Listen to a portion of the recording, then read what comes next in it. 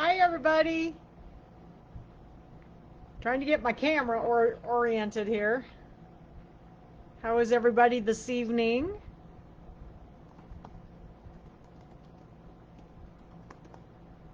Hopefully you can hear me okay. So when you come in, let me know if you can hear me. Hi Teresa. Teresa's always right there, aren't you, Teresa? Hi Deb.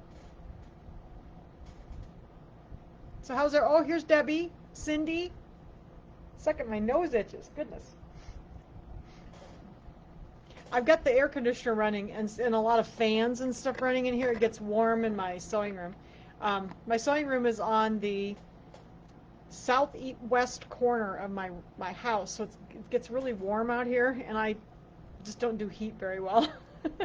Hi, everybody. Oh my goodness, look at all these people. Everybody's hearing and seeing me okay? I've been working all day in my sewing room. I'll have to show you some of the things I've been working on, because we have a bunch of classes coming up. So next weekend, for those of you in Kimberbell Club, that's on Saturday. I was making up the samples. They're not quite done yet, but this is what we're going to do. These little gift pockets. So there's a little pocket you can slip something in, and then they tie one of the little sweet tubes on the side so you can fill it with candy or something. Isn't that cute? So there's thinking of you.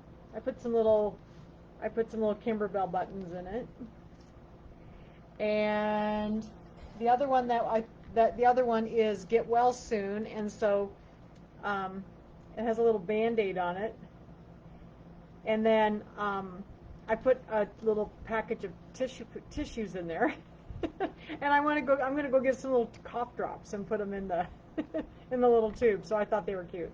So these are for Kimberbell Club next week. So hi everybody. Oh my goodness, there's all kinds of people here. So I've been working on those. I did those last night. I guess I made these last night. So these were fun. And let's see, what did I do? Yeah, so I did both of these last night. Aren't they cute? I really like this one. I thought this one was cute. The thinking of you with the little buttons in it. So you always I have to get a few more little, well, this one has to have like Hershey's Kisses or something in it, or M&Ms maybe, something in this one. So I thought tomorrow when I go to Anamosa, I'll pick up some little accessories to go in my gift pockets. So anyway, I worked on those last night, and then I'll have to show you what I was working on today. I just got done with the second block, but look what I did today. Here's the first block of Twilight Boulevard. Here's the first block. And then here's the second block. And then there's going to be there's a big sign that goes across here. So that's why it's kind of plain, but there's a big sign that goes across there. So this is the first two blocks of Twilight Boulevard. So these have been really fun. This one takes a long time. It had like 50 steps. There's tons of applique. So if you don't like applique, this probably wouldn't be your block. But there's tons of applique, and there's going to be like a sign across here.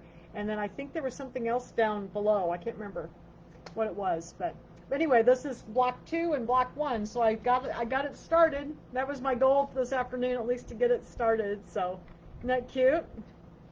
And it's not hard. There is a lot of applique. So just be prepared for lots of applique in it.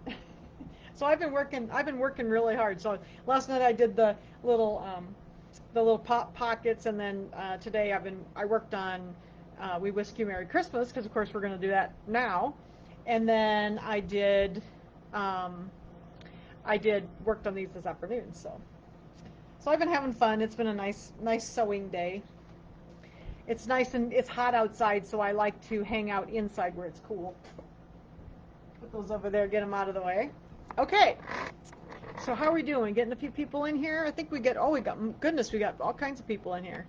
All right, so tonight we're going to talk about the assembly of We Whisk You Merry Christmas. Now, I'm not going to assemble the entire quilt in front of you. I think everybody has sewn together like a quilt piece or a block with a 1/4 inch seam. I'm going to talk about a few specific techniques that I've used, and then we'll talk a little bit about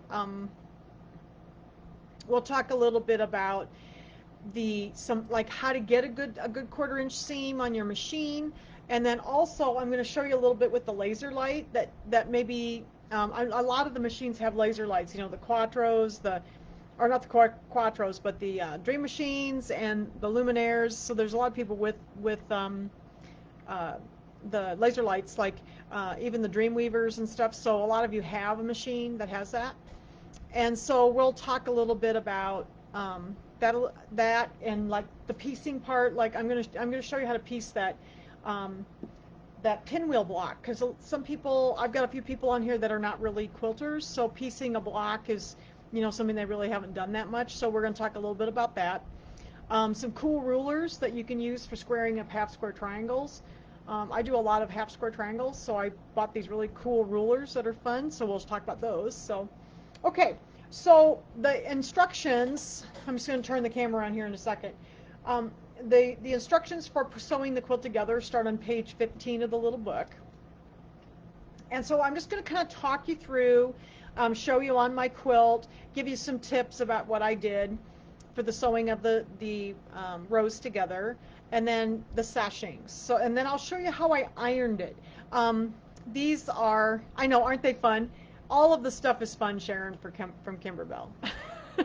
I know, it's all very whimsical, and we really need stuff to make us smile right now, don't we? So Kimberbell always makes me smile when I look at something. So, okay, so I'm going to turn this around. We're going to talk a little bit about the book, and we'll just kind of go row by row and how I did it, and then I'll show you like the back of the quilt, how I ironed some of these things, and then we're going to piece that pinwheel block, and then I'll show you how to put the borders on. So the border is a little different because since you have the corner blocks, you have to make sure you get your borders cut the right length. So we'll talk a little bit about that too. Okay? All right, so I'm going to turn this camera around and go down to the book here. So hopefully we can see. And I know you all have your books, so. Okay, so let's first talk about row number 1. Now, when I did my quilt, I actually kind of sewed it together as I did it. So I did, you know, my row 1, and then I sewed it together. And then these are all done with a 1/4 inch seam allowance. Okay, so after I trimmed my blocks, and we talked about trimming in the embroidery section, I trimmed all the blocks, and then they fit together. All right, so just be careful when you're trimming so that everything will fit together well. So let me get my quilt over here. But the one thing that I found working with these blocks, since they have that shape flex on the back, traditionally when I piece quilts, I will, you know, you iron your seams to the side together. Okay, so but I found that as I was working with this shape stuff with the shape flex on it, the shape flex is a little bit stiff. And so what I found is that for me, it actually works better to open the seams up and lay them flat. So I did do my 1/4 inch seam allowance, but when I sewed them together, I did open them flat, and it left less bumpy spots when I go to quilt it. Okay, I did iron my when I did my borders and stuff and on the outside edges, then I did sew my seams to the side. You know, or I did iron my seams to the side. So you can see that these have been ironed to the side here. And I usually iron, like when I get to the border, I like to usually iron the seam allowances towards the border. And that's what I have done here, so things lay flatter. So this is flat, so that was okay to do it that way. But all of my rows, as you can see, I actually have sewn them and then opened up the seams. So this is the first row. And turn it back over again. First row had about 10 blocks in it. So that first row we did put several of the blocks out of there the last time we met on this quilt. So I have then sewn all these blocks together. I'll just kind of push it around so you can see. Okay. So that's the first row. But again, I did open up my seam allowances, and that seems to make it lay flatter for me because of the shape flex. Now I want to, for those of you who have not put this quilt together, be exceptionally careful. Ask Jan how she knows. Of this block right here, because remember, there is vinyl on this. Do not get close to it with an iron. Because my first quilt, that was the sample that's in the store right now, I didn't even bring it home. That one is, I had to make this block over again because I touched this with the iron and burned a hole in it. So be very, very careful. So as I'm ironing these, I always say to myself, as I'm ironing across the top, be watching the vinyl, because there's vinyl here. When you get to where these little peppermints are, don't touch these either, because you'll melt these peppermints, because these are all vinyl as well. And then be very careful down here with your sugar in your flour jar, because you can melt this chalkboard vinyl. So just be very careful as you're ironing. I have to think really hard when I work on these Kimberbell quilts. I love them, but the vinyl is a little bit hard when you're going to put it together. This one was especially because a lot of these little strips are very narrow. So you have to be very, very careful. Okay? So step number 2, row 1A, was this one then that we did that had the 10 blocks in it, and then run 1B was all these little 1.5 inch squares, and we cut those out of the red and the white, and all you have to do is sew these together with a 1/4 inch seam allowance. We'll talk about the 1/4 inch seam allowance. I'll show you a couple ways to do it on the machine when we go to do the block. Okay, so just be prepared. We'll be talking about that in a minute. So I sewed this together, 1/4 inch seam allowance. Now these, I did turn these seams. I'll put it out here so you can see it. I did do these to the side, like I normally do, because this was just fabric. See, I turn these so that they're to the side, like I normally do my seams when I quilt. So this is just fabric though. There's no shape flex on it. On the peppermints, yes, I did, Peggy. Just a second, I'll turn it over so you can see it. Yes, I did. I opened the seams. Even those peppermints are really small, and see, I opened the seams on the peppermints too.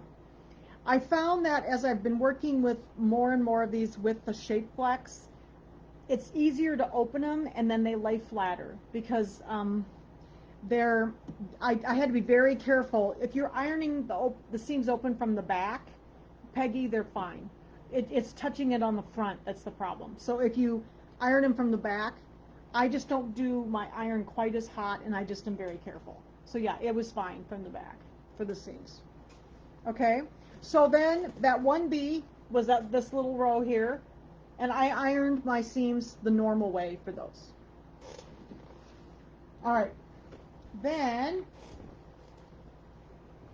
let's turn this back over again so you can see it. Then we have, and it says this on page, let me get to the pages here. On page 16, where it says borders, pinwheel blocks, and binding, that tells you to cut 7 1-inch by width of fabric for these little sashing strips. So these little strips are 1 inch wide, and then the width of your fabric. Okay? So you are going to sew in these little sashing strips underneath the first 2 rows. There's a sashing strip here. Okay. Now when I do these, you want to measure your rows to make sure that you are staying very even. And if you have been careful and trimmed your blocks well, you'll have no problems getting these sashings in. Now, I'm a little bit lazy when it comes to sashing. I kind of just put it on. I don't measure it. It tells you in the book to do the measuring, and I really should do that, but I'm really, really careful when I do the cutting, and so mine usually are pretty close to being square on the top and the bottom. So that is something, if you read through the directions, it does tell you to do a lot of measuring. Okay, so we've got the first row, we've got the little row with the little blocks, we've got our sashing strip. The third row, or the second row, full row, is this row that had 5 blocks in it. So these are the stand mixers, okay?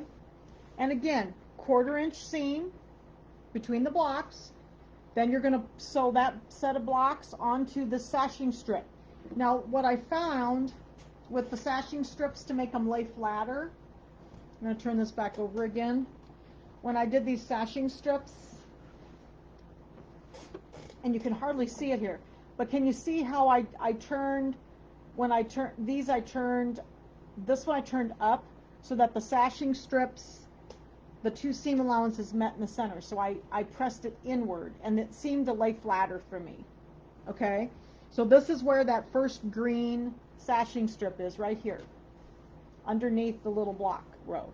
So I opened those, I laid those, or I turned them in. So I pressed them in towards the center, and it made that sashing strip stay nice and smooth and very open then. So that seemed to work better for me. And again, I opened these seams up between the blocks. Don't forget that there is some vinyl on these stand mixers, not to touch it with the iron, okay? All the way across. So most of these blocks didn't have much vinyl, but these 3 had the little strip of vinyl on the front. So just be careful when you're ironing on the front, okay? When you open the seams, it's on the back, so you shouldn't have any trouble. All right, then we do the same thing here. We're going to add another sashing strip underneath the stand mixer row. So there's another one of these 1-inch cut strips. And again, I'm going to turn this over again so you can see that I pressed the seams inward so that they made that strip lay nice and flat on the outside, because you want these strips to look nice and smooth. So the open seam is in the center here, okay? Like that. So is this making sense to everybody? I think some of you have already put this together. But like I said, we'll get to producing a good 1/4 inch seam here in a minute. All right, so these are all 1/4 inch seams. Got this sashing strip, then we're going to sew this row together, and this one had 6 blocks. Again, this one doesn't have any vinyl, so it was a little easier to sew these together, so you didn't have to worry about ironing. And then when you flip this over, again, I opened these up. I opened the seam allowances up so that it would lay nice and flat. Because what I noticed is when I started doing a lot of these, I noticed that when I turned the seams to the side, there was such a big bump with that extra shape flex in there that when I went to do the quilting, there was a really large lump there, and it looked, you could see it. So these really kind of open up, and then you don't notice it. Then underneath this row, there's another little pieced block. So these were all, I believe, 2.5 inch block or squares. Let me get my ruler out here. I think they were all 2.5 inch squares. Yes, so they finished 2 inches, and they, I just looked at the picture to see where they placed them in the book. I just kind of did down here. You can see where they have the little picture right here for 3B. And they kind of have them in an order, and that seemed to be pleasing the way they had them, so that's how I put it in there, okay? So I just followed along and pieced all of those together, and then I sewed it onto the bottom of this row, okay? Between this one, again, we got another one of those sashing strips, okay? I'm going to turn this over again. Again, I pressed the seams inward so that they were laying nice. It made everything lay nice and flat for me. Oops, I got stuck on the needle. Okay. Got another sashing strip here, and then the last row has these 5 blocks. Again, a 1/4 inch seam. I pressed my seam allowances open, and then these are just the little sashing. There's 3 little sashing strips inside the quilt, and then these pieces are the sashings that go on the outside. So we'll talk about that here in a second. Okay, so that was the rows. That was row 4. This is row 4. Okay. Then what I usually do is, the next step that they had was making the pinwheel blocks, but we're going to go back to that in a minute. The next thing I did with mine is, after I had all my blocks and my sashing rows put in, I went ahead and put the first border on, which is the same size as the sashing. So these were some more of those 1-inch strips. And this is where you do kind of need to measure. So I measured through the center of my quilt to see how long these need to be. So you put the side ones on first, and then you put the bottom one on, and the top one on. So I measure through the center. I usually measure 3 times. They always say through the center, but I usually measure through the center, and then I measure again over here, and I measure again on the outside. And normally I'm within about a 1/16 of an inch. If you were very careful when you were piecing and cutting, you're going to be very, very close. So these sashings I cut to the measurement, and I forgot to write it down, I'm sorry, but your quilt may be different than mine. So I cut my sashings, and then I sewed one on each side, on the sides first. Okay, then ironed them, and as you can see, I did iron these together, and I turned them towards the border. So this laid flatter, because this, if I turned it the other way, it would have been bulky. So I laid it towards the border and made it lay flat for me. All right.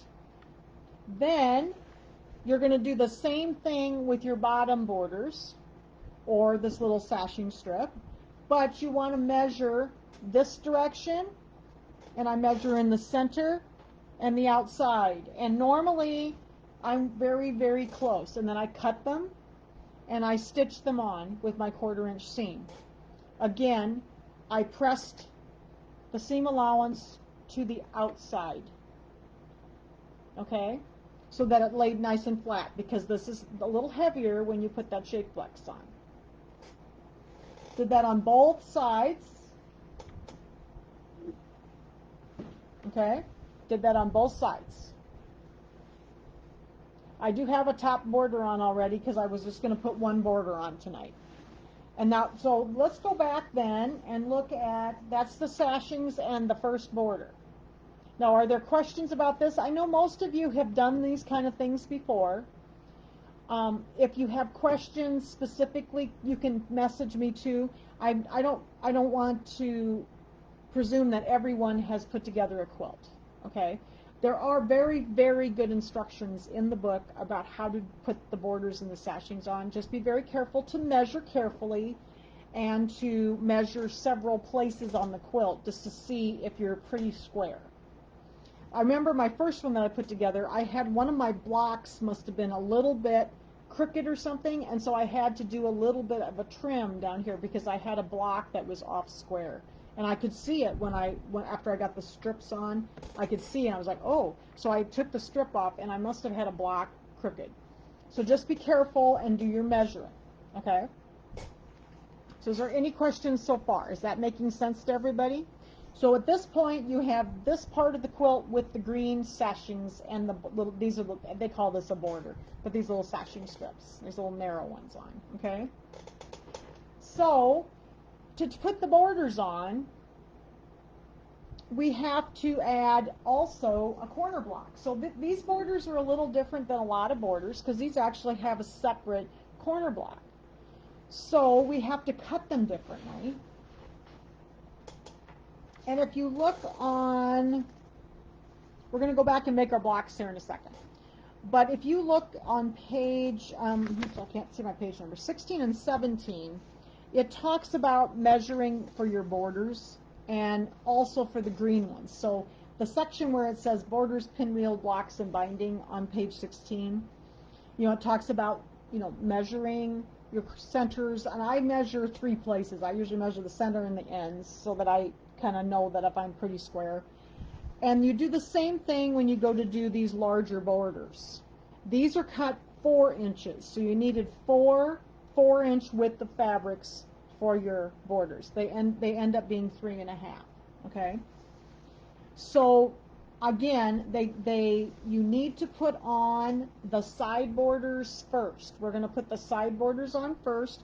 Again, I'm going to do the same thing I did with these sashing strips.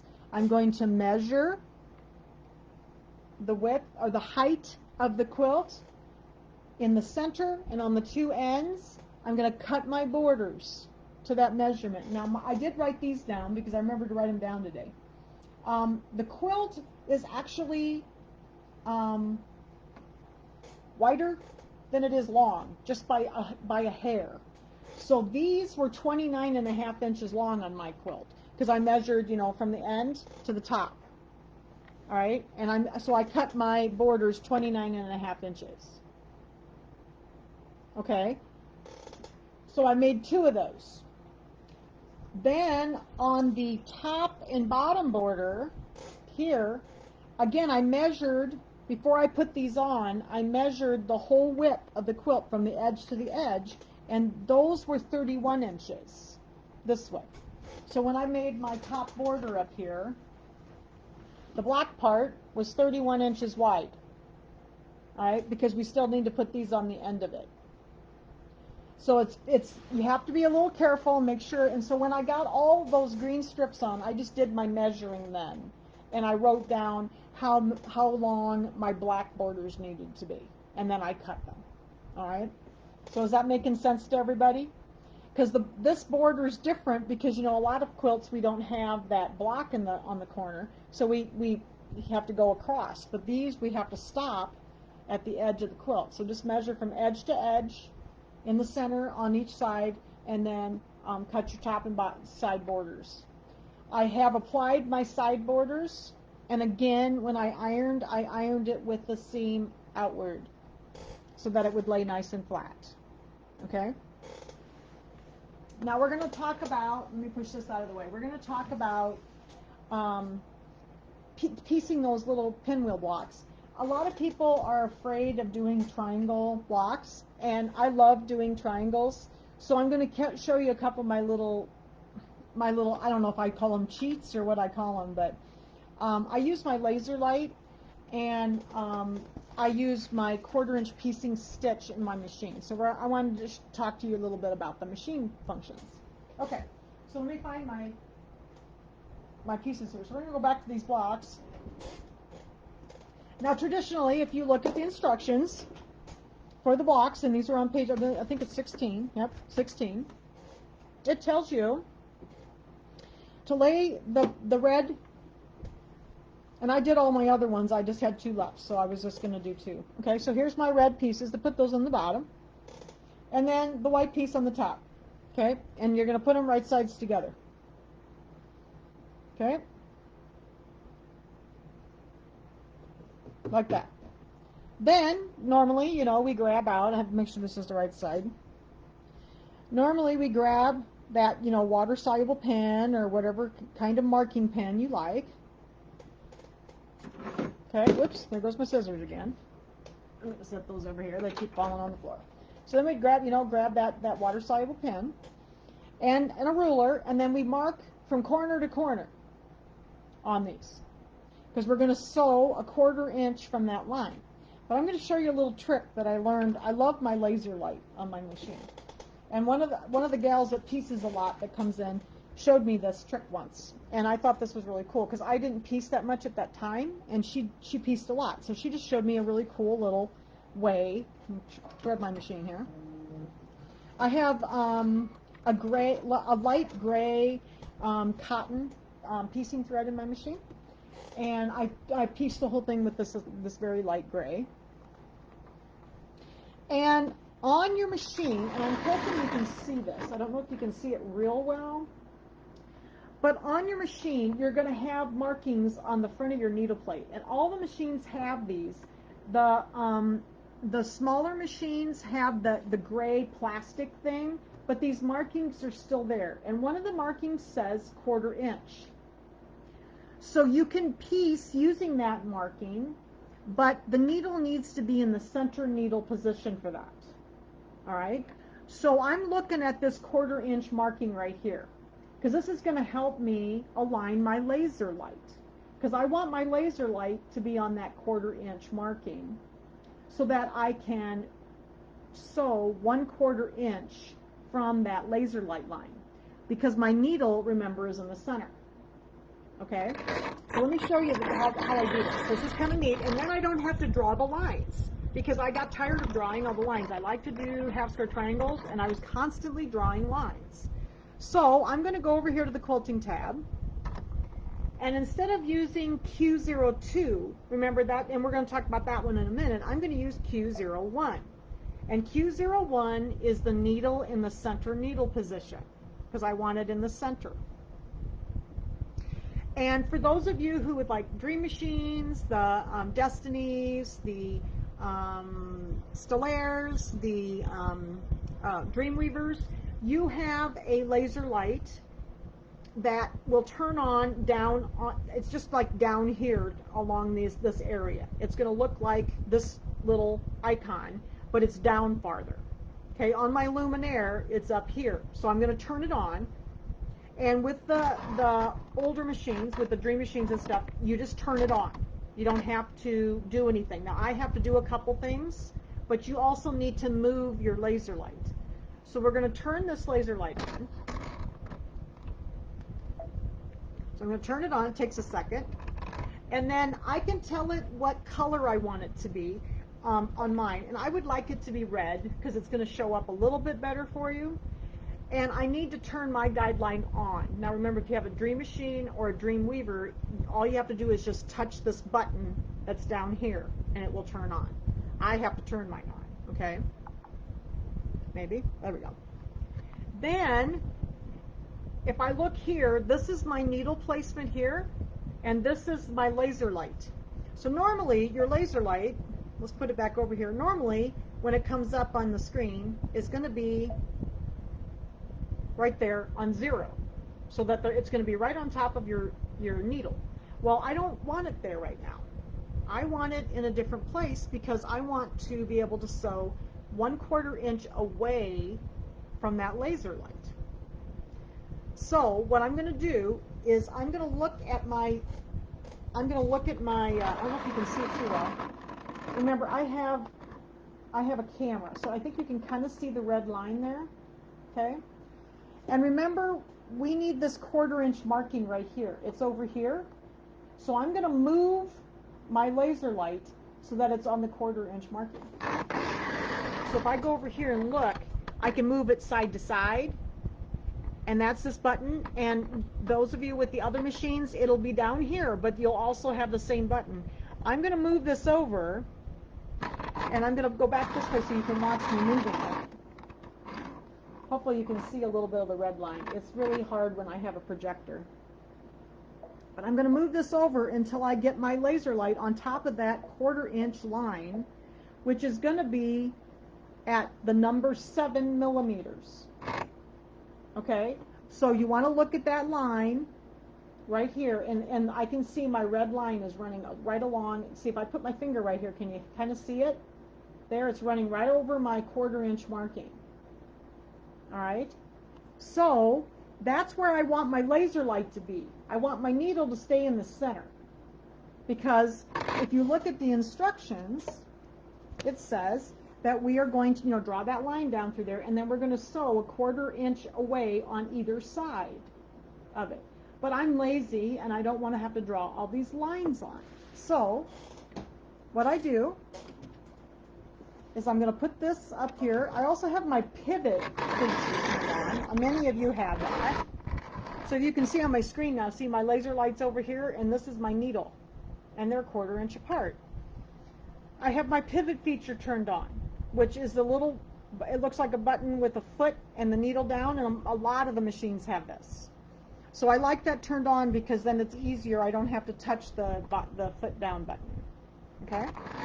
So I think on this white fabric you'll be able to see that line fairly well. So what I want to do is I'm going to be sewing from corner to corner, but I want the laser light on the corner of my block. And I haven't got any lines on here. I'm going to push this up. I want the laser light to stay on my corner, okay, until I get to the edge of my fabric right here. But remember, my needle's over here on the side. So I'm going to go ahead and drop my needle, and then I need to aim to this corner right here, okay? And then I will be sewing 1/4 of an inch away. So I'm going to run this down, and I'm aiming my laser light. Can you see my laser light? I think you can see it. I'm aiming it towards that other corner.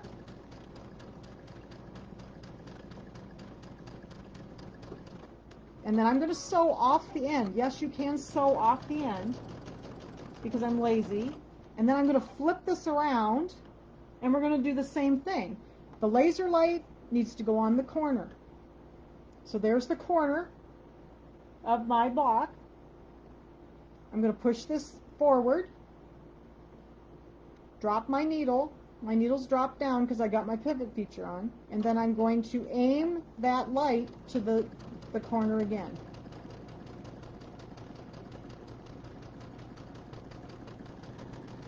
And as you can see, I didn't have to draw any lines. Okay? So basically all I did was move my needle, my laser light over to the 1/4 inch seam, and I'm using the laser light from corner to corner, and I don't have to draw a line. Isn't this awesome? I know. I had a couple of gals that piece all the time come in and show me some of these, because I didn't piece that much, and I started piecing more after that because I could do this faster. So again, I'm gonna line my laser light up, and like I said, my laser light is on the number 7. So you'll have to check your machine to make sure you're marking. I think it's going to be 7 on all of them, but I just didn't have another machine to try it on. So I'm going to take my laser light and put it on my corner. Drop my foot down, make sure that I'm still staying lined up. Okay, my needle's down. I'm going to check my laser light again, make sure I've got it in the right spot. And then I'm going to aim the laser light to the other corner.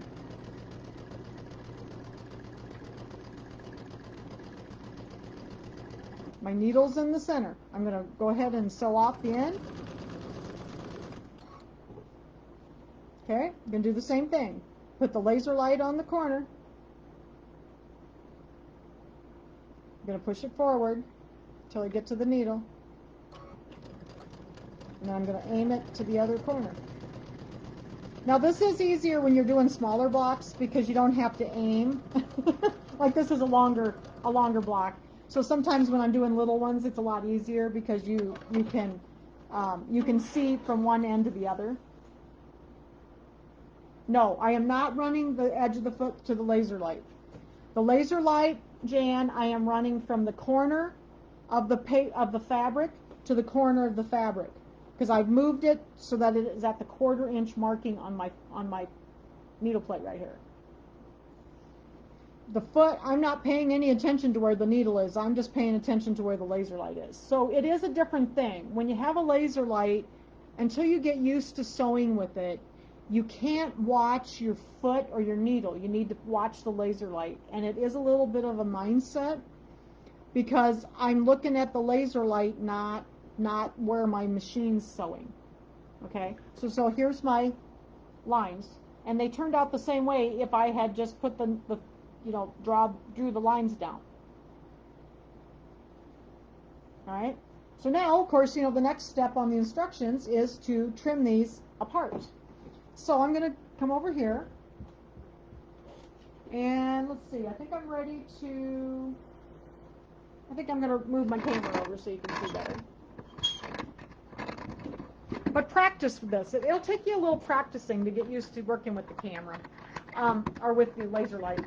I have used it quite a bit, and so it's really been, I'm getting used to it now. It's a different kind of sewing because you're not focusing on the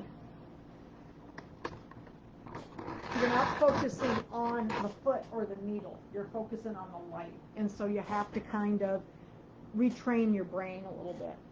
All right, so then what we're going to do is we are going to trim these blocks. in half. I got to get a ruler. So I'm just going to take my ruler from the corner to the corner and trim them. Oops, got to open the blade and trim them. So there's those. And where'd the other one go? Here it is. Okay. Corner to corner. And I didn't have to draw the lines. So after I got used to doing this, it's, you know, it's taking me a little getting used to, but I am getting much better at it now. So there's my half square triangles. And the and it works very well, because most of the time when you're sewing half square triangles like this, you are actually going to square them up. So that's what we're going to talk about next, is squaring these up. So I'm going to move this over here for a second. And I like to iron these. Show my ironing pad here. I like to iron them to the dark side, as isn't that Jenny Doan that always says that? Iron to the dark side. I have to wake my iron up here. It went to sleep while we were talking. So we're gonna iron to the dark side. So I always press the seam in first, and then I flip open the dark fabric, if I can get a hold of it. There we go. My iron's not very high yet. But I like to set the seam first before I press them open. Okay, so there's my first one. Hopefully you can see me okay. I have to look behind me and make sure you can see what I'm doing. I'm going to set this in. We're going to flip this open.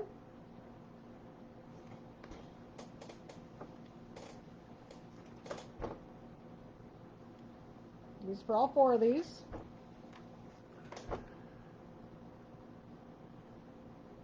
We haven't really used the laser light a whole lot. I don't piece a whole lot in our classes because I'm not really a piecer, but I do like to do half square triangles. So this is one of the things that I've really played with a lot, is using that laser light for this, because this was one of the things that made it so much easier. I don't like to draw, like when you're piecing, you know, 100 half square triangles, it sure is a lot easier if you don't have to draw all those lines. Okay, so we have our 4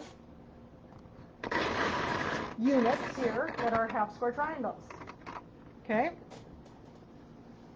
Now it says to square each block to 2.5 inches. So these are actually about, I don't know, how big are these? They're about 3.5 inches, about 3 inches. So we have plenty of space to square these up. But I had a hard time when I started doing this. I'm trying to find another ruler. Just a second here. When I started doing, you know, squaring up stuff, I had a regular ruler. And, you know, you go in here and you try to get it squared up, and you make sure you're square and everything. And the ruler was always rocking on me, and I was having a really hard time learning how to do this. And I went to a quilt show with a bunch of gals, and we found these awesome rulers. And it made my life wonderful, because I like to do half square triangles. So there is a company called Block Lock, and I don't know how many of you have seen these rulers. A lot of people have never seen them. But if you like to piece, these are called Block Lock rulers. And then what's really cool about them, look, on the back there is a little groove here.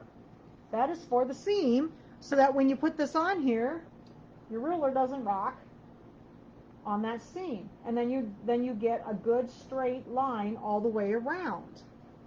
So these have to be, there's a couple different sets. This is the set that comes with a 2.5 inch, a 4.5 inch, and a 6.5 inch half square triangle ruler. So these are real common sizes. And the other ones that I often need are, there is a 1.5, a 3.5, and a 5.5.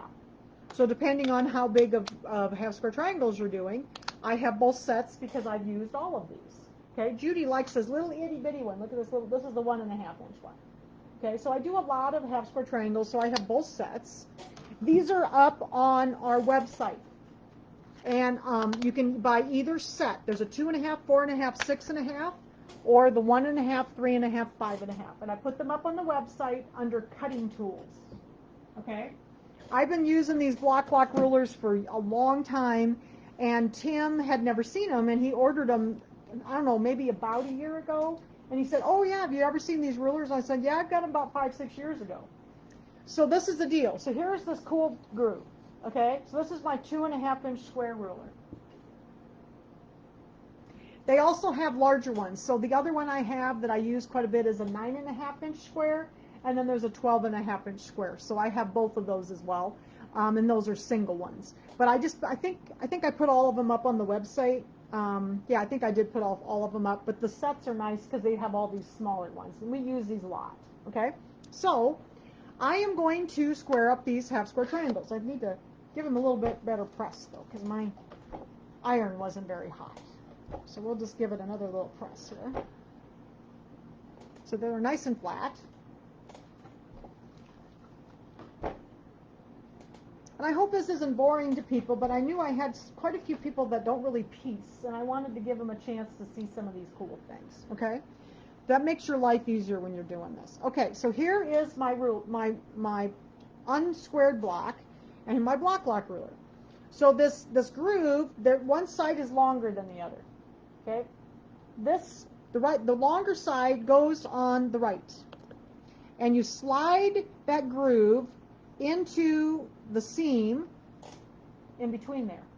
So hopefully you can see this a little bit. I'll get as close as I can. So then see how that ruler just lays right into that little groove, and the seam allowance is over here. The seam allowance is over here, and the groove is where the seam allowance is. So see, then the ruler does not rock. I like to put these on my Martelli rotating mat so that I can get these. So I usually kind of put them in the middle square so that, you know, everything's square in life. And I am going to trim these. Now when I trim these, I like to hold it in the center. And I take my rotary cutter. Now remember, I'm left-handed, so I'm going to be cutting maybe backwards for you. I like to set my blade on the edge and pull back and then push forward along the edge, because that seems to work better. And then I'm going to rotate. I'm going to set my blade down, pull back, and push forward. Set my blade, pull back, and press forward.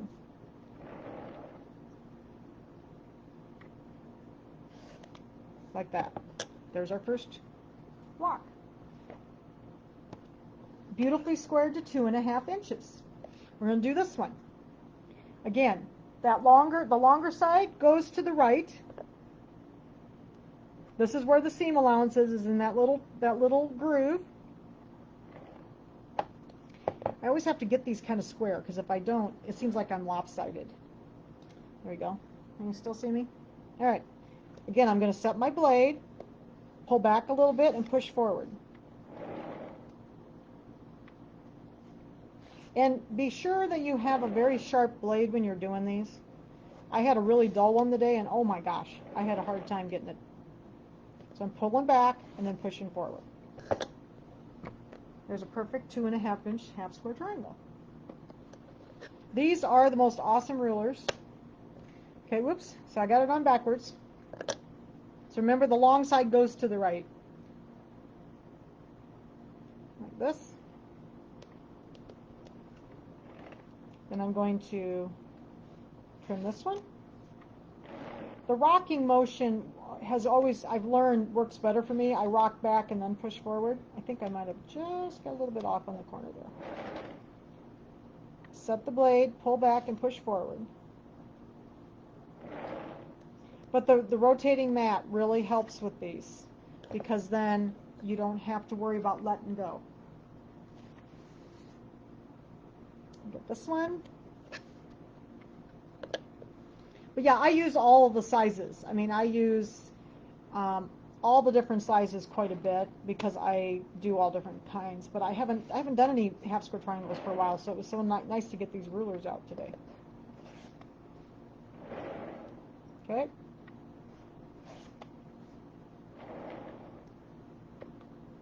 But I remember trying to do these with a regular ruler. I had a heck of a time. It never worked well for me. Can I show you with a regular ruler? You know, Jan, I don't know that I can anymore, because it's been so long since I've done it with a regular ruler. I will show you how to use the regular ruler when we do the full thing, because I always use a regular ruler for that. And it's done the same way with the half square triangles. I haven't used one for so long, it's been so long since I've done it. I'd have to practice before I could show you. So, okay, so now we're going to go back over here to the machine.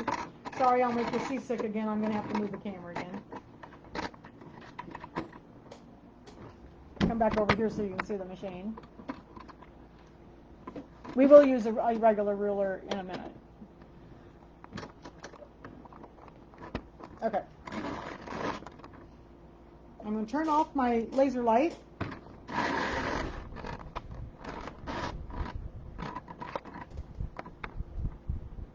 And close this. Turn off my laser light. And I want to talk about using a 1/4 inch piecing stitch. So when I piece, and you're, of course, if you would like to use a piecing foot, you can. I've always struggled a little bit with a regular piecing foot because they're very short, and I do a lot of triangles, and the triangles have all those junctions in the middle. And then it would stop on me all the time. Like it would be going forward, and then it would just like stop because the foot was so short. So what I found out that works better for me is using the piecing stitch and the regular J-foot. Okay, so I get a very accurate seam this way, and the foot's longer, so it glides up over the seams better.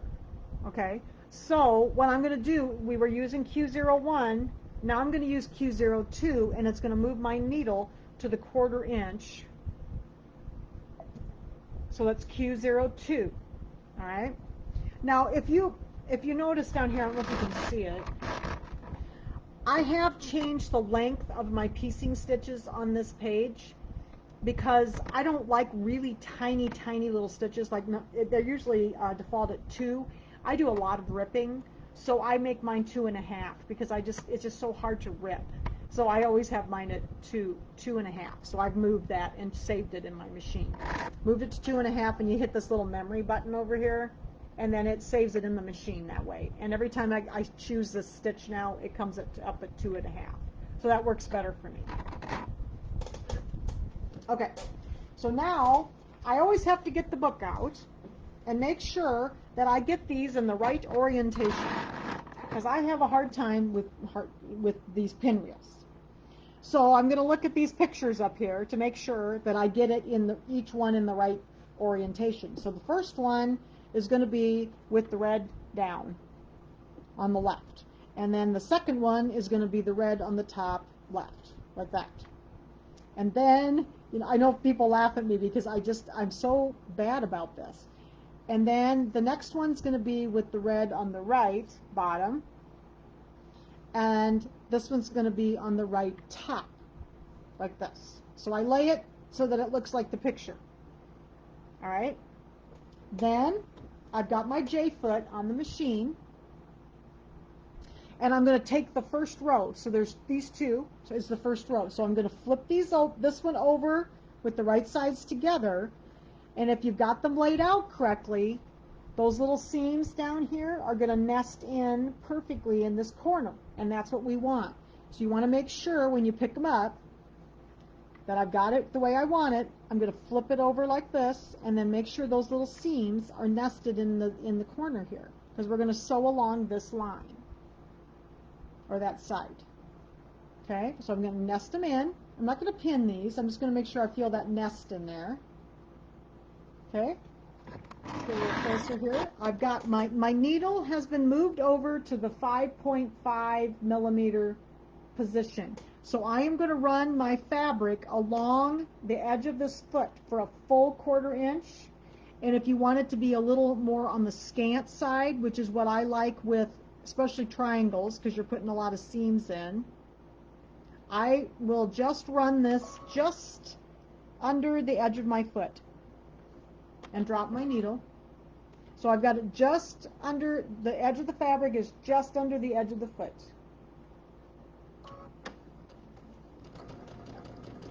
And I'm going to sew my 1/4 inch seam. Okay. Then these two, and some of you are probably much more experienced piecers than me. These two are going to be flipped over again, and I'm going to do the same thing with those. I'm going to nest those pieces in the corners there.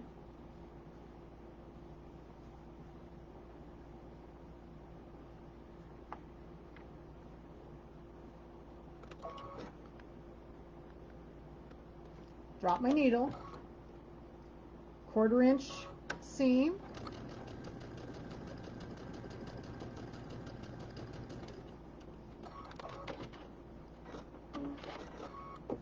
okay, so then we have both pieces sewn together like this. So then I'm going to take them over here to my iron, and I'm not going to show you the ironing, but what I want to do is I want to make sure that I iron these seams in the opposite direction. So this is the top row, and this is the way I've always done it. I don't know if it's right or wrong. I always iron the top, the row number 1 to the left, and the even rows, like the odd rows, and then the even rows to the right. So it just, I don't know if that works. That's just always worked for me, that I can remember. Okay, so this one's to the left, so I'm going to take this over here and press it.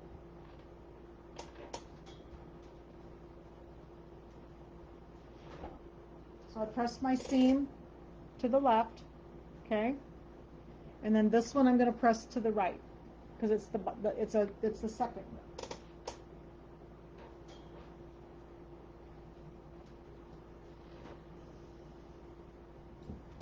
Like that, because we want these to nest together too in the center.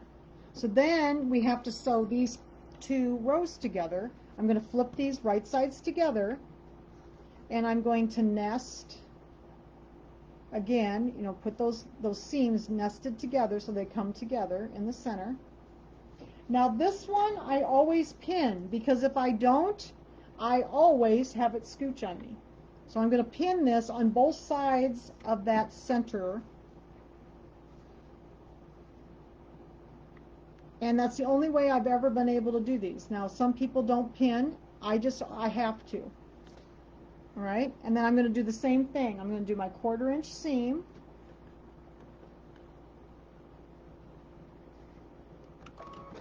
whoops, second here, I got to get my thread under my foot because it's going to unthread otherwise. There we go.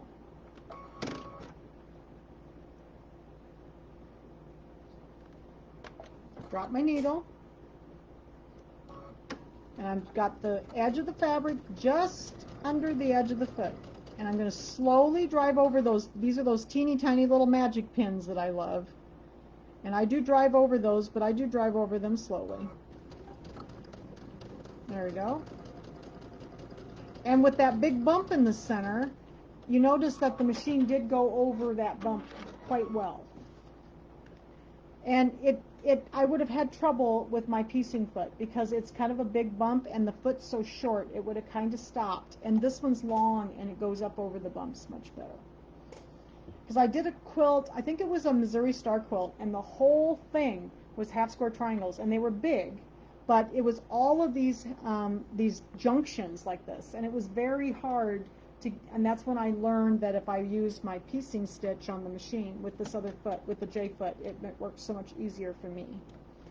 Okay, so now since this is a big bumpy seam, normally what I do with these is I open these up. Now I know there's a little way that you can do the little turny thing, and I don't know how to do it. I've never gotten it to work for me. But what I do with these is I normally open the seam up in the center to keep the bulk down.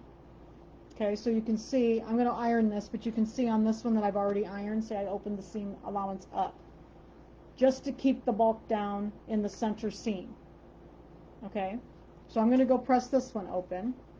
I know there's a way that you can do that little turny thing in the center, but I've never gotten the hang of that.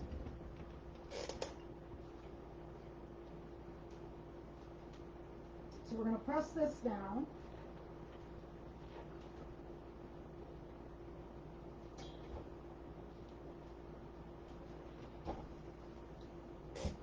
And there is our pinwheel block. And even, look, even the points turned out good. So, because what helped me with these points, and I'll always have a point that's a little bit off, but what really helped me with getting my points more accurate was using those block lock rulers, because then I wasn't having my ruler rock on me, and then like one side was always bigger than the other, and then I wouldn't have points that would match up in the center. So this looks pretty good. Now the next thing that they said though is we have to get this to be 4 inches. Well, if I measure this right now, it's like 4 1/4 inches, I think, or 4 1/2. Yeah, it's 4 1/2. So now I have to square this up. Okay, so this is how I do this with a regular ruler, and you have to be a little careful because it is a little rocky. And I don't have any square rulers, so I always do this with just a regular ruler. So I'm going to bring the camera over here just a second again, so you can see what I'm going to do. And I don't know what happened to my square rulers. I haven't been able to find them. They're around here somewhere. So I always just use this regular ruler that I always use. Okay, so I'm going to lay this down.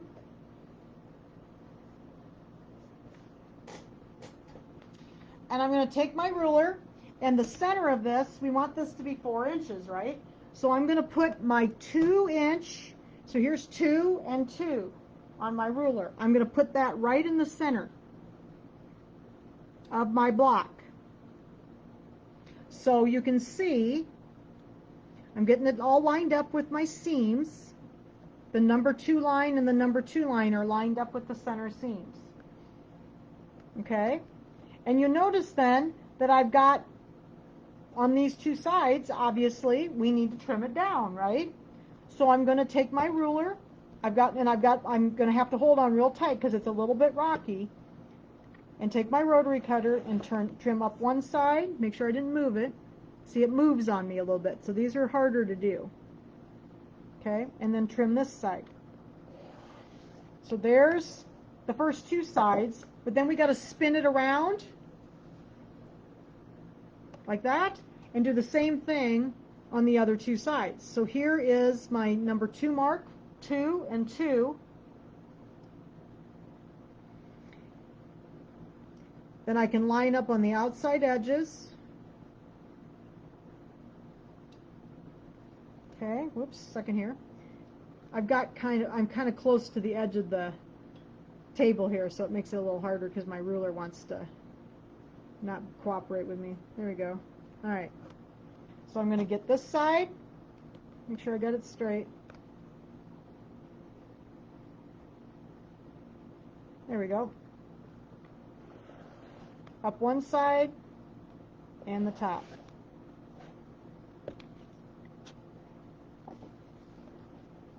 So that is also the way, if you were doing the other ones, that's how you do them. Is you find the center of your little block. I remember that's how I did them. So I had to find the center. They're 2 1/2 inches, and I had to find the center, and then you had to spin them. But this is then my squared 4-inch pinwheel block. Okay. So does that make sense to everybody? And I got both of these opened up like that on the back, just to keep that bulk out of the center. Like I said, I'm not really a quilting teacher, but I knew I had people that have never really pieced much that are doing this quilt, and I wanted to make sure you saw a little bit of the piecing part. Okay, we're almost done. Are there any questions? Is this all making sense to people?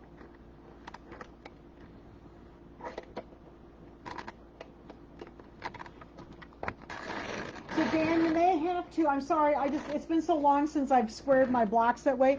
You may have to go do find a little YouTube video about squaring blocks, half square triangles up. Because I know you have to use like the centers, and you have to line things up on the ruler, and it's been a long time since I've done it. So since I'm not real sure, I would tell you to go find a little video to watch from a quilter that does that all the time. I've been using these block rulers for probably 7 or 8 years, so. Okay, now this is my other border. This is my bottom border, and I remember I told you my bottom borders, when I measured it, there we go, turn it over, was my top and bottom border was 31 inches. So I have cut this border 31 inches long. And what I did is I folded it in half. I left it folded in half, and I cut it off at 15 and a half. So it was 31. Okay? And I'm going to press my little that little fold out because it's a little harder to get it pinned in. Okay. So then this is going to be our bottom border. Now, the other thing I always have to look at is I like to look at these to make sure that I have the blocks, like the pinwheel blocks, that they look correct from the top and the bottom. Sometimes blocks, I've gotten blocks in upside down.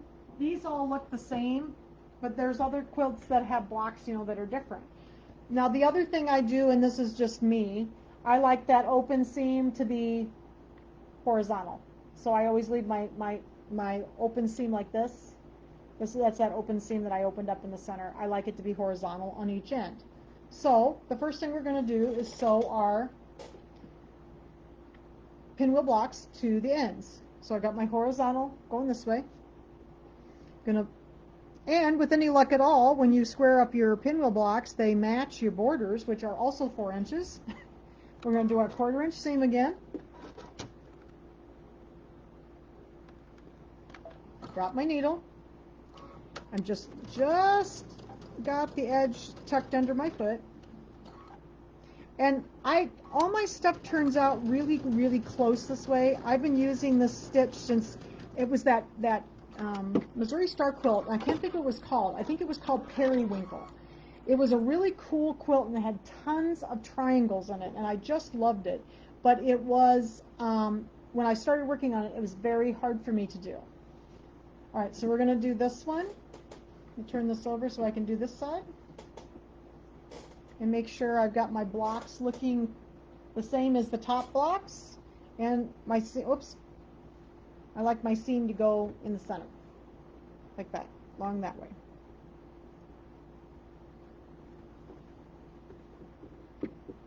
This class made me nervous because I'm not really a quilting teacher, and I hope I've done everything okay for everybody, because I know a lot of you are very experienced quilters, and I do piece, but I'm very self-taught.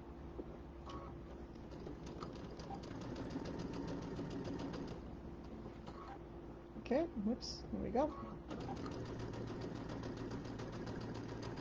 These are just the things that seem to work for me. How do I deal with directional when you're how do I the directional? Well, then I pick, like, if I'm like, these really aren't directional. These are like really random. But if you had directional fabric, Peggy, what I would do is pick the direction that you want it to be. In your mind, look at your fabric and know how you want it to be, and then you're going to have to cut it accordingly, because sometimes when I've done directional things, I've actually cut it on, up and down instead of sideways. Like the normal way we cut it, I do it the other direction. Or if you want all the borders to be going the same direction, you'll have to cut some of them, the other way. So you'll have to, I lay it out and look at it like this. I'll lay the whole thing out on a table with my border to make sure I got it the way I want it. So, and I also don't use directional fabrics on borders very often, and I don't even really like to use directional fabrics on backings, because if they're off on the back, then you can really tell. So I'm a little careful with that. I don't know if that makes any sense to you. So, okay, so I got my blocks on each end. Now, on this one, let's look at our seam. We need to make sure that we can nest these little corners here. So I have pressed towards the border. So I am going to also do that here, but that means I'm going to press it inward, because I'm going to press it towards the border. Okay? So you don't need to watch me press. I think you get what I'm meaning. I'm going to press my seams towards my border on both ends.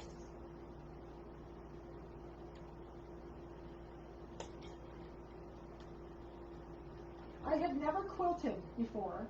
I've been sewing my whole life. My mom and my grandma made garments, and we made tons of clothes. I mean, I don't think I owned a store-bought piece of clothing until I was in junior high school. And we made tons of clothes, and I never was around a quilter, though. So when I started working at Shield Sewing Center, a lot of my friends were quilters, and they said, "Oh, Jan, you can do this." So I started working a little bit at it, and I kind of got so that I like it because I like to sew. And I just love to sit and piece quilts, especially easy ones that go really fast. So this one's one of those that goes pretty fast. So here's my seam allowance. See, I've got it going this way. We're going to nest those. We're just about done here. We're going to nest those seams. I'm going to have to flip it towards me, though. There's a border, and with any luck at all, my border is going to be the right length, if I measured correctly. Give me a second here. I've got to flip this over and move the rulers so I don't have them on the floor. Okay, we'll flip this over so we can see what we're doing. I'm going to nest those seams so that my corners turn out beautiful. And hopefully I can find my pins again.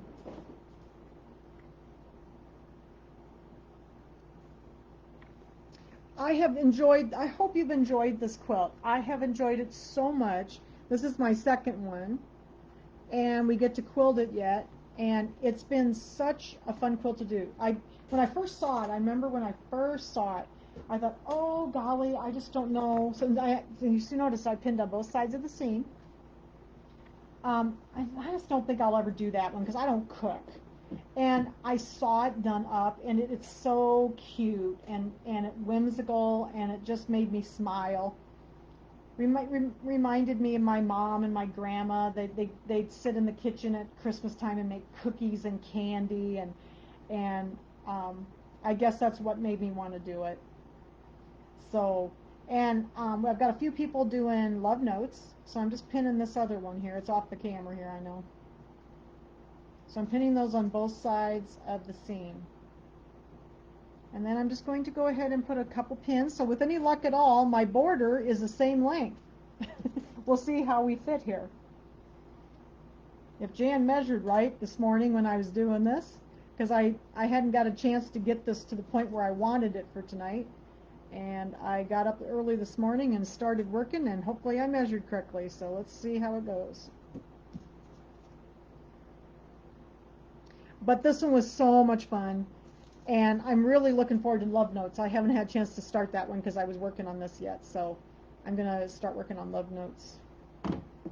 Also, now it's about the same size as this, and that will be a quilt later that we can just do, and it's about the size of this one. So it's a really nice size. It's not too big, and it goes together. It's going to go together real quick, I can tell. Lots of cute fabrics, lots of really pretty fun colors. Look everybody, I think it's gonna match. I think I measured right. Look, yay. I always sweat until I get the border on and it all matches. Okay, and then we're gonna go over here. I like to pin in the seam allowance or on the seam so that I don't flip those over. I'd like to keep them flat if I can. We'll do the other one over here. I must have measured right. Both borders are 4 inches wide, and the blocks fit in the center. We're good. Okay, so let's go ahead and get this one sewn on. Judy's going to be so excited. Her quilt top's going to be all put together. Make sure I got this one done correctly. There we go. Again, I got my 1/4 inch seam allowance. Now, when I do the borders, I always like to tack on the outside edges so that they don't come apart on the borders. So I always do that on the borders.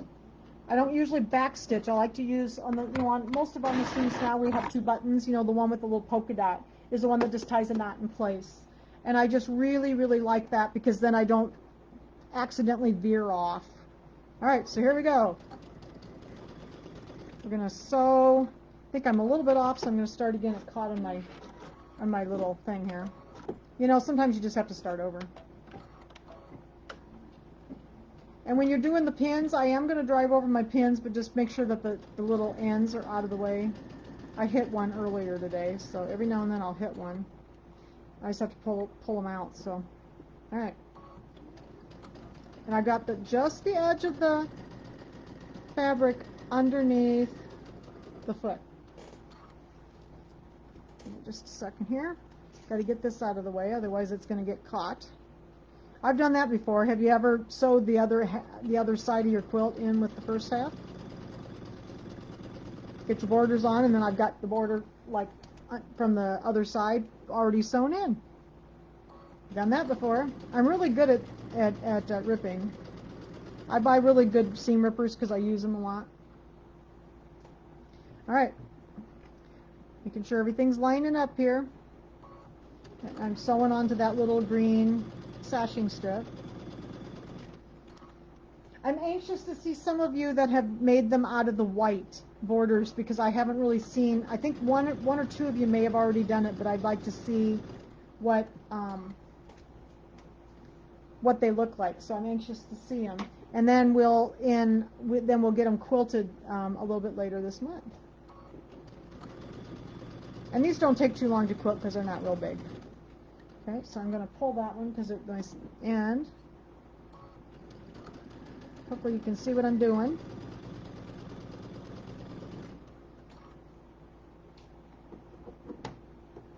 Oops, just a second here.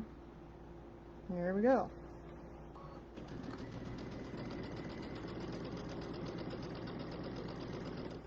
So we will quilt on August 23rd, I believe is what it is. So next weekend is the 16th, right? Today is the 9th, right? So next week is the 16th. So Jan's going to take the 16th off. We're not going to have class next week.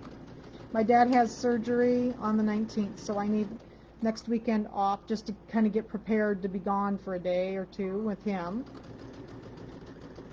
All right, we're just about, now I'm going to go ahead and tack off at the end here so that my borders don't come apart.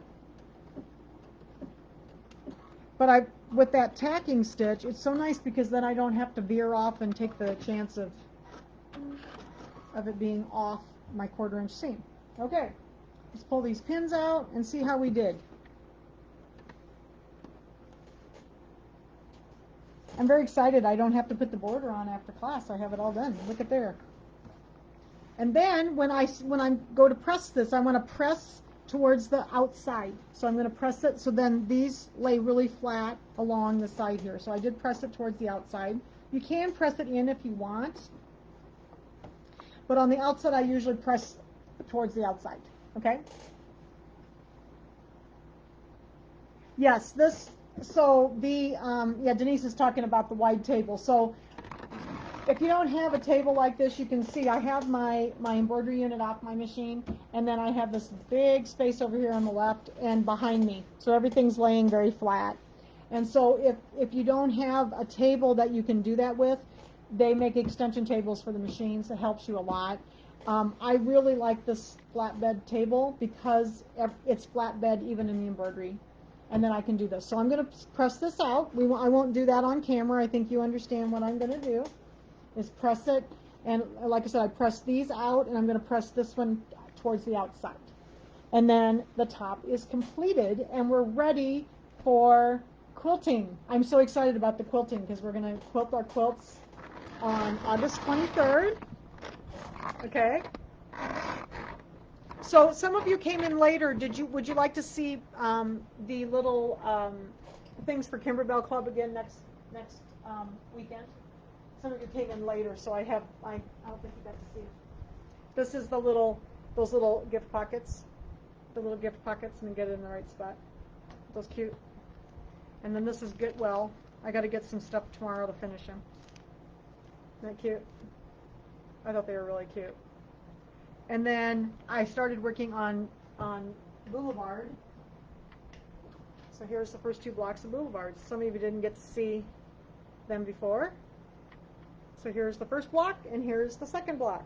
And this looks really plain right now, But I didn't realize there's a great big sign that goes across the front of the house here, so it'll all be a big sign. So it'll look fine. And then, can you see the little eyelet things? That's where the lights go in. You have to poke those, you have to, punch the eyelets with an eyelet punch, all these little holes, and then the little lights go up into those holes. Okay? So anyway, that was what I've been working on today. All right. Oh, you mean Kimberbell Club, Jan? Kimberbell Club, you can either just do 1 month at a time, it's $10 a month, or it's up on the website, or if you want to be in it for the whole year, it's not too late. I've got everything videoed, so you can actually watch the videos for the first 2. This is only the 3rd class. We did a June and a July, and this is the August class. Is there a fabric kit for Boulevard? Cheryl, no, there's not going to be. I looked into it. There's very little fabric, actually. Mostly it's the background fabric, and then there's a lot of little applique fabrics, and they're kind of basic fabrics like grays and purples and oranges and some Halloween prints. And I looked into getting it, and I can't actually get the fabric right now. It's very hard to buy fabric right now, as many of you know. So I actually just pulled everything out of my stash. This is all kind of like basic fabrics, and I just pulled it out of, and you don't need very much. I mean, you don't hardly even need a fat quarter of anything. Most of it's like a fat 16th, which is like 9 inches by 11 inches. It's just tiny, tiny little bits of fabrics. So no, there's not going to be a kit. I think you'll be able to do it easily. It's not hard. And then and you bought the embellishment kit. I saw your order. So the embellishment kit has all these like vinyls, glitter vinyls and everything, and then there's Mylar and different things. So those are also on their way. They should be here this week, hopefully. Towards the end of the week. I know the embellishment kits were already shipped, and I think that the CDs should be here later in the week. So, okay. So I can't wait. Please post pictures of your quilts as you're getting them put together, because I'd love to see the white borders, because I've only seen, I think, one, to see how they look, because I was anxious to see the white. And so next week we will not have class on the 16th. The 23rd we'll be doing the quilting on this quilt, and on the 30th we're going to do one of the little purse clasps, the little clasp purses. So if some of you saw the book, if you haven't got your book ordered, I'm going to have to order more. I ran out, so there's enough for everybody that's ordered so far, but I'm going to have to order more.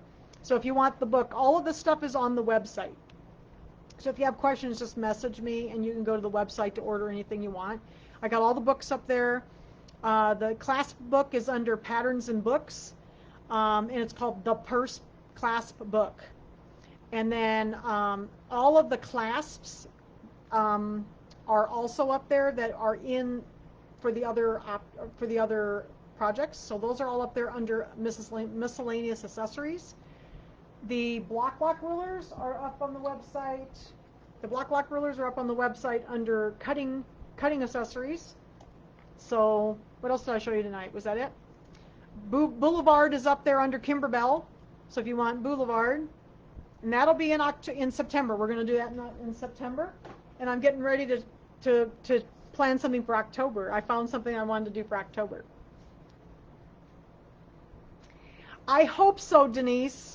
I'm going to call them on Tuesday to find out about that, because they told me August, so I'm assuming I will get it. I need to order some other stuff, so I will do that on Tuesday and find out about the backing fabric, so it should be here. Where do I get the spiral, what? Oh, the spiral binding on my books? Oh, yeah. I don't know where did I lay my book? Anyway, yeah, I do that myself, Kathy. It is called a comb binder. It's a little machine you can buy, and they're not really expensive. I got it on eBay for like $60. And oh yeah, here's my book. And I print these out, and then I put the spiral bindings on myself. Judy and I bought this when we did starting over, so we could make books for everybody. And I have loved this thing. I use it all the time. Everything has spiral binding on it. But they're called comb binding machines. And I know I got mine on eBay for like, I don't know, 50 or 60 bucks. And it came with a whole bunch of the combs. So, okay. All right. So next week, remember, no class. And then on the 23rd, we will be doing our quilting. And hopefully, with any luck at all, we'll have the backing fabric. So with moving this up, I thought, oh golly, we hopefully we get the fabric in time. So, um, and if you have any questions, give me a message through Facebook or send me an email. So for now, hopefully this helped everybody, and I will see you all very soon. And I'm so excited to see your quilts. So please post them on the group when you get them put together, the tops. So good night, everybody. Thank you. Have a good evening. Bye.